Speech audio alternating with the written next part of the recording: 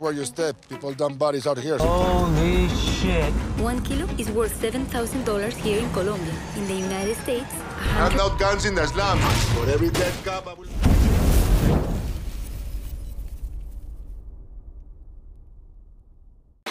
Halo guys, bersama generasi lockdown di sini. Apa kabar semua? Semoga dalam keadaan sehat ya.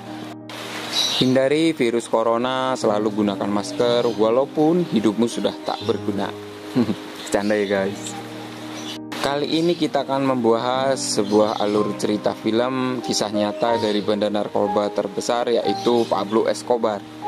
Langsung saja kita ke filmnya Loving Pablo 2018. Film ini diawali tahun 1993 di mana seorang jurnalis wanita asal Kolombia bernama Virginia baru saja tiba di Amerika dengan pengawalan ketat dari Badan Narkoba DEA.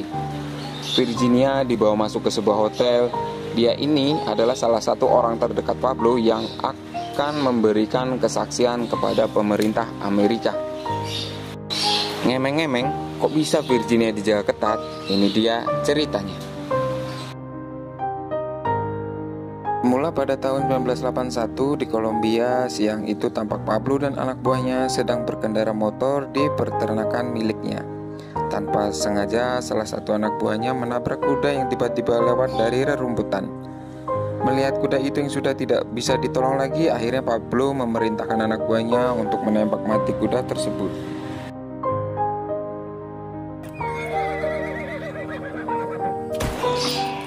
Di rumahnya, dia sempat berbicara dengan istrinya mengenai rencana daftar tamu yang akan diundang, yang nantinya akan hadir di pesta peresmian yang akan dihadiri oleh kalangan artis dan juga tokoh-tokoh terkenal lainnya. Namun, sebelum diadakan pesta itu, Pablo menyuruh anak buahnya yang mempunyai kenalan di pengadilan untuk menghilangkan catatan kejahatan masa lalunya mengenai pembunuhan 2 polisi. Pablo di sini menegaskan catatan itu harus hilang walaupun harus membayar mahal atau membakar gedung pengadilan itu.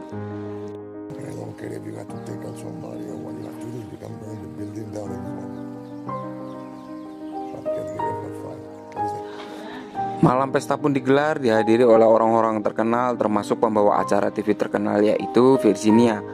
Ia begitu terkagum atas siapa Pablo Escobar ini yang dijaga ketat oleh orang-orang bersenjata. Virginia sendiri tak tahu Pablo Escobar itu siapa. Yang dia tahu hanya namanya saja.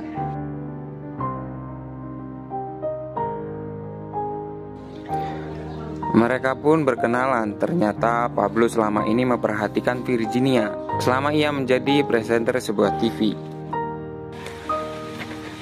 Dalam pertemuan itu mereka berbincang dalam banyak hal, termasuk pesta yang diadakan ini ternyata dalam rangka peresmian pembangunan 2000 rumah untuk orang-orang miskin di lingkungan Pablo Escobar.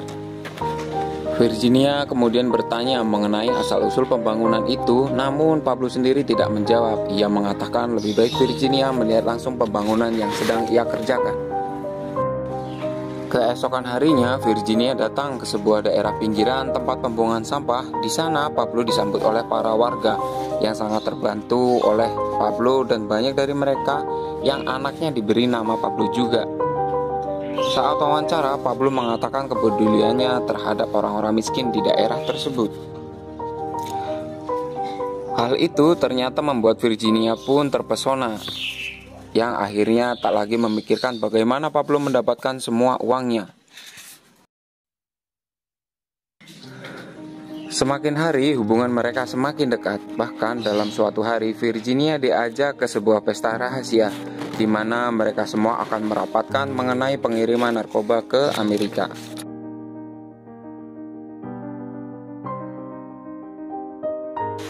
Pablo dengan bangganya mengenalkan Virginia kepada teman-temannya. Virginia sendiri tahu bahwa dia saat ini sedang berada di lingkungan mafia-mafia besar Kolombia. Namun anehnya ia tak merasa takut, tetapi sebaliknya ia malah merasa aman berada di lingkungan mereka. Virginia semakin merasa terpesona saat melihat Pablo memberi arahan kepada teman-temannya. Dalam pertemuan itu, Pablo sedang membagi wilayah perdagangan. Ia memutuskan kepada teman-temannya kalau kartel Medellin miliknya akan mengambil daerah Florida, sementara kartel Kali mendapat bagian daerah New York. Setelah pembagian wilayah itu, suatu hari di sebuah tol di Florida, tiba-tiba ada sebuah truk besar yang menghalangi jalan, membuat kemacetan yang panjang. Hal itu tentu saja membuat orang-orang kesal. Namun mereka tak berkutik karena si pengemudi truk langsung menodongkan pistol ke arahnya. Ternyata tak lama kemudian pesawat itu mendarat. Orang-orang suruhan Pablo langsung berlari mengambil semua barang-barang narkoba itu untuk diangkut ke tempat yang aman. Dan pesawat itu ditinggal begitu saja. Dalam waktu setahun saja, perdagangan di Kolombia ke Amerika milik Escobar berhasil meningkat. Bahkan laporan mengatakan 80% narkoba di Amerika berasal dari Kolombia.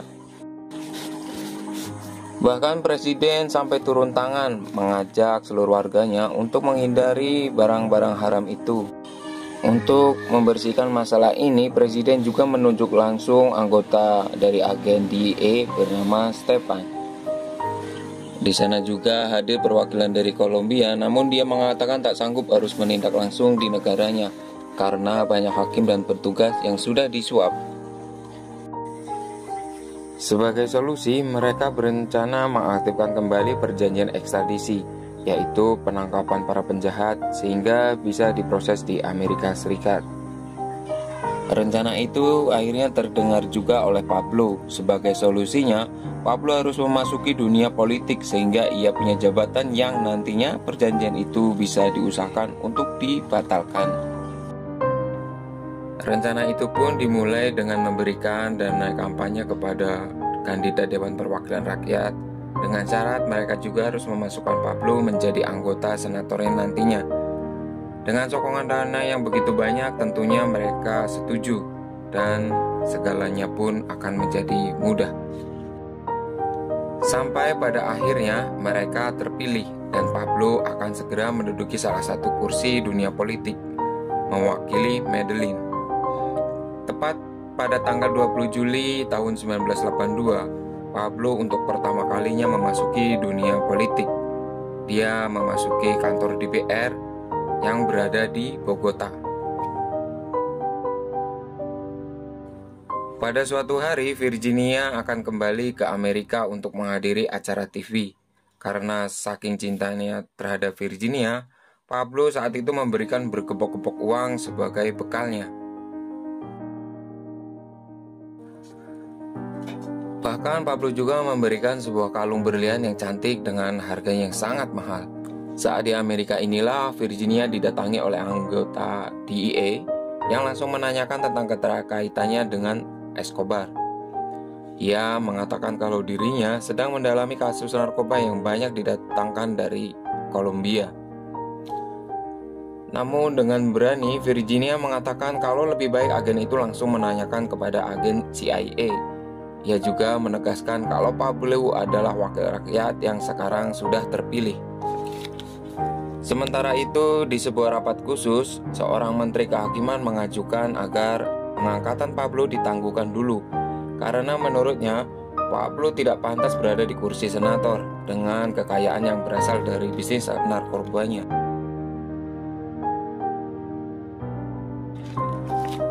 Padahal, menteri kehakiman ini adalah salah satu seorang yang sebelumnya telah diberi dana kampanye oleh Pablo Escobar. Saat itu pun Pablo benar-benar dipermalukan di depan orang banyak yang menertawakannya. Namun ia melakukan pembelaan dengan menantang menteri kehakiman itu untuk memberikan bukti atas tuduhannya itu.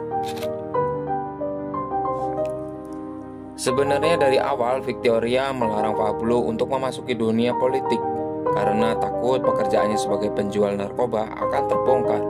Namun Pablo tetap bersikeras dan menganggap mereka juga yang ada di pemerintah pasti menyembunyikan sesuatu. Saat itulah kabar buruk lainnya mulai terdengar. Anak buah Pablo menelpon dan mengabarkan ada salah satu surat kabar yang mendukung menteri kehakiman dan memberitakan mengenai masa lalu Pablo yang telah melakukan pembunuhan kepada 2 orang agen kepolisian. Ternyata Orang suruhan Pablo yang waktu itu dibayar mahal tak mengerjakan tugasnya dan uangnya digunakan untuk berfoya-foya. Kini karena ulahnya itu ia pun disiksa dan dibunuh secara mengenaskan. Sebagai pembalasan karena telah dipermalukan dan juga sebelum menteri itu mendapatkan buktinya, Pablo pun bersama teman-temannya menyusun sebuah rencana untuk membunuh menteri dan juga si penulis berita. Seorang dari kartel Kali menyarankan agar Pablo mengurungkan niatnya karena kalau sampai itu terjadi maka situasi nantinya akan semakin rumit. Namun tetap saja Pablo pada keputusannya walaupun nanti ia harus berperang dengan pemerintah. Esok harinya Pablo datang ke daerah kumuh di pinggiran tempat di mana Sicario berada. Sicario ini adalah sebutan untuk pembunuh bayaran yang dilatih dan dibiayai oleh mafia-mafia narkoba yang rela mati demi bayaran $20.000. Dan di hari yang sama, pembunuhan itu dilakukan di jalan ramai, dimulai dengan pembunuhan si menteri, lalu si penulis berita.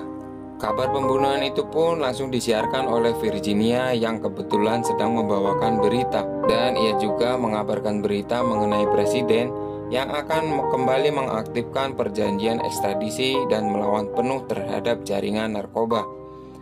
Malam harinya, Pablo menemui Virginia dan menjelaskan mengenai kondisi saat ini yang sedang terjadi. Ia pun mengatakan siapapun yang menghadangnya, ia akan tetap berusaha untuk membatalkan perjanjian ekstradisi itu. Keputusan itu pun membuat Virginia kaget karena ia tak habis pikir Pablo melawan pemerintah. Ia menyarankan agar lebih baik Pablo mencari jalan lain. Namun lagi-lagi Pablo tetap dengan keputusannya itu dan tidak mau mendengarkan usulan dari Virginia. Pada 29 Mei tahun 1984, Pablo dan juga teman-teman kartelnya mengajukan negosiasi terhadap pemerintah. Ia pun menawarkan akan membantu negara Kolombia dalam membayar hutang-hutangnya ke luar negeri. Namun dengan syarat ia meminta amnesti atas kejahatan yang telah terjadi sebelumnya, dan ia ingin perjanjian ekstradisi itu dibatalkan. Perwakilan dari pemerintah saat itu sayangnya menolak. Hingga saat itu pun juga Pablo menyatakan perang terhadap pemerintah. Setelah penolakan itu, Pablo melakukan ancaman dan teror kepada siapapun yang berani menentangnya, seperti kepada seorang hakim yang telah dikirim peti mati hingga membuatnya mati karena serangan jantung ketika mendengar peti mati itu dikirim oleh Pablo Escobar. Saking banyaknya teror dan ancaman, pemerintah mengeluarkan edaran bagi siapapun yang bisa menangkap Pablo, maka ia akan diberi imbalan 1 miliar peso. Melihat itu, Pablo pun tak tinggal diam. Pablo punya banyak dukungan dari kalangan bawah. Langsung saja memerintahkan anak buahnya untuk mempersenjatai mereka. Bahkan di sini Pablo akan memberikan imbalan beragam, yang diantaranya $20.000 untuk 1 nyawa polisi, $30.000 untuk sersan, dan juga mayor seharga $50.000. Penembakan terjadi di mana-mana, baik polisi jalanan ataupun polisi yang sedang melakukan pencarian. Semuanya dibantai habis tak tersisa. Pemerintah juga tak mau kalah, mereka lebih beringas lagi dengan memerintahkan agar mereka membunuh setiap anak muda yang dicurigai sebagai sicario. Lebih parahnya lagi, 1 nyawa polisi harus diganti dengan 10 nyawa para anak muda yang dicurigai melakukan penyerangan tersebut.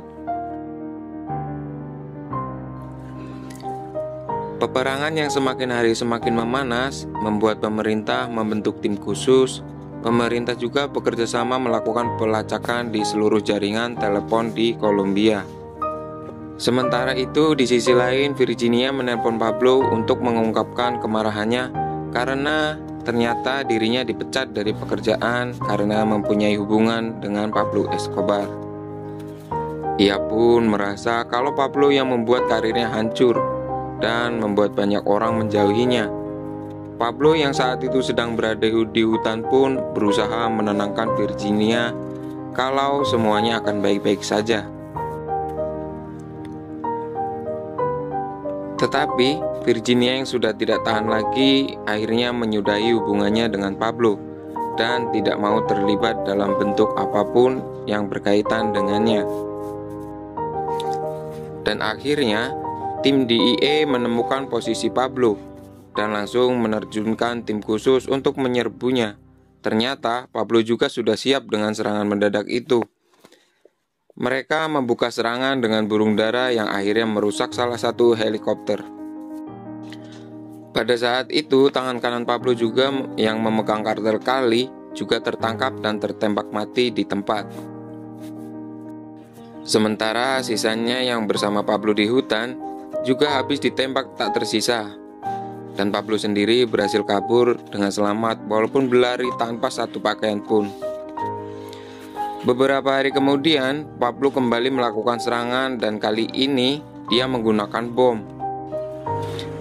Satu pesawat komersial berhasil diledakkan dan cukup membuat kaget pemerintah. Tapi tak hanya itu saja, di tempat tertentu lainnya juga menjadi target peledakan. Sebenarnya Pablo juga berada tak jauh dari tempat kejadian. Walau menjadi buron, ia masih tetap meluangkan waktu berjalan-jalan dengan keluarganya. Teror dari ledakan yang tak pernah berhenti akhirnya membuat pemerintah mengambil jalan negosiasi. Pablo akhirnya setuju menyerah dan akan menyudahi peperangan dengan syarat ekstradisi harus dinonaktifkan dan penjara nantinya ia yang menyediakan. Pada 19 Juli 1991, Pablo resmi ditangkap dan dipenjarakan. Di penjara yang ia buat sendiri tentu tidak seperti penjara pada umumnya. Ini lebih mirip dengan rumahnya sendiri. Penjara itu terdapat beberapa lapangan olahraga, bahkan masih bisa membuat party bersama dengan wanita panggilan. Dan sesuai kesepakatan, sekarang ekstradisi sudah ditiadakan. Ujungnya juga, Pablo di penjara bisa bebas mengurus jual beli narkobanya. Di luar dikatakan di penjara, tetapi di dalam sendiri ia dengan nyaman dan santai mengurus dan melebarkan bisnisnya. Setiap minggunya keluarga Pablo akan mengunjunginya. Sedihnya saat itu, Pablo yang sangat menyayangi anaknya tidak diperbolehkan keluar. Padahal ia ingin membelikan es krim kesukaan anaknya. Dia pun merasa sedih dan sampai menitikkan air mata.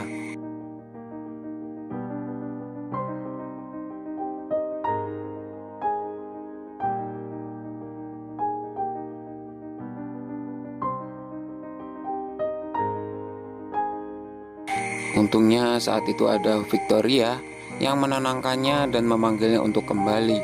Pablo pun mengatakan kepada anaknya, ia nanti akan membelikan es krim terbaik di dunia.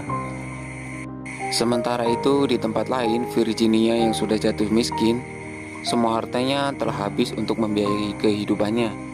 Dan yang lebih parahnya, ia diboikot oleh stasiun TV manapun serta dijauhi oleh orang-orang. Akhirnya pada suatu hari Virginia mendatangi Pablo untuk meminta perlindungan dan uang sebesar $80 untuk pindah ke Eropa. Tetapi Pablo menolaknya karena Virginia sempat mengancam akan membeberkan apapun yang ia ketahui tentang Pablo.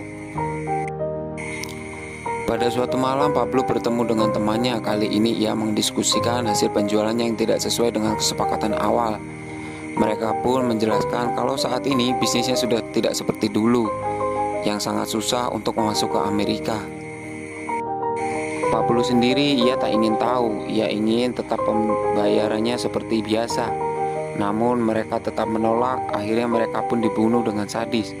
Kejadian pembunuhan itu pun kembali tercium oleh media, menjadikan pemerintah semakin dipertanyakan mengenai penahanan Pablo Escobar. Kredibilitasnya pun dipertanyakan, akhirnya pemerintah pun memindahkan Pablo ke penjara militer. Namun, ternyata saat akan dibawa paksa pada tanggal 20 Juli 1992, ternyata Pablo lebih cepat. Ia ternyata sudah tidak ada di penjaranya. Masalah kembali mencuat.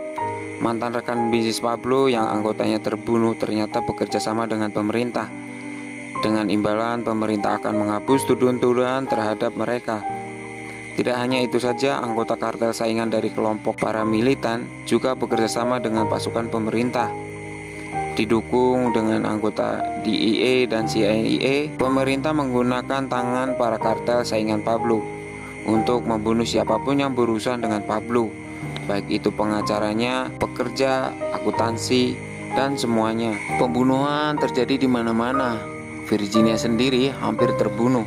Untung saja ada kaca anti peluru yang melindunginya saat itu. Virginia yang ketakutan akhirnya setuju bekerja sama dengan DEA. Menurutnya satu-satunya yang paling penting dalam hidup Pablo adalah kedua anaknya. Dan di tempat persembunyiannya Pablo tampak sedang bersantai dengan kedua anaknya. Pablo juga menyarankan agar mereka segera pergi dari Kolombia. Namun sangat disayangkan ketika mereka sampai di bandara, pihak intelijen menahan kepergian mereka dan langsung membawa mereka dalam hotel bandara. Pablo yang saat itu sedang melihat berita di TV langsung emosi dan langsung menelpon istrinya untuk menanyakan kabarnya. Ternyata itu adalah jebakan dari pemerintah, karena ternyata di sebelah kamar istri Pablo sudah ada anggota DEA dan para anggotanya yang sedang memantau dan mendengarkan percakapan mereka. Bukan itu saja, di luar juga agen lainnya sedang berusaha mencari sinyal telepon yang ia gunakan. Saat itulah Pablo menyadari kalau teleponnya sedang disadap. Ia kemudian dengan lantang kembali mengancam mereka semua yang ada di sana. Semakin lama Pablo menunggu, ia semakin merasa khawatir mengenai keselamatan keluarganya. Dia juga tahu jika ia kembali menelpon, pihak DEA akan segera mengetahui di mana lokasinya. Namun, seorang mafia terbesar ini tak lagi bisa menahan rasa khawatir terutama kepada kedua anaknya. Dan akhirnya ia tak lagi memikirkan keselamatannya. Ia hanya ingin berbicara dengan kedua anaknya. Pada saat itulah anggota DEA berhasil melacak keberadaan Pablo dan mulai mengarahkan semua pasukannya. Pablo juga sempat berbicara dengan anak lelakinya bahwa ada hal yang harus diungkap kepada media nanti. Kalau sebenarnya jaksa sudah setuju untuk membiarkan keluarganya meninggalkan negara Kolombia. Mereka juga sudah berjanji untuk menyelamatkan keluarga Escobar ketika dia menyerah. Tetapi tetap saja tidak ditepati oleh pemerintah. Sebelum telepon itu dimatikan, Pablo juga memberikan amanat agar anaknya menjadi pemimpin di keluarganya untuk bisa menjaga adik dan ibunya. Dan tak lama setelah itu, seorang mafia terbesar di dunia pada tahun itu kini telah tersungkur tewas dengan mengenaskan.